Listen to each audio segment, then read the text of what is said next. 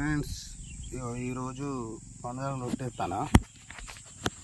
ఈ ప్లాస్టిక్ సంచులు కడతాను. ఇవి ఎన్ని రోజులు అంటే ఒక వారం రోజులే ఉంచాలి ఇది. ఎందుకంటే కొంచెం గోళం మసిలినట్టు అయ్యి గాలి తాకుంటుంటే కొంచెం ఇంతంత పడుతుంది. వారం రోజుల తర్వాత దీన్ని తీసేసి గోనె సంచులు కట్టాలి. గోనె సంచులు కడితే అప్పుడు ఏమైందంటే గాలి మంచిగా ఆడి కళ్ళు టేస్ట్ ఉంటుంది. కొంచెం కళ్ళు దిగినాక ఇదైతే ఏమైందంటే కళ్ళు మసిలినట్టే పులుపు వస్తుంది.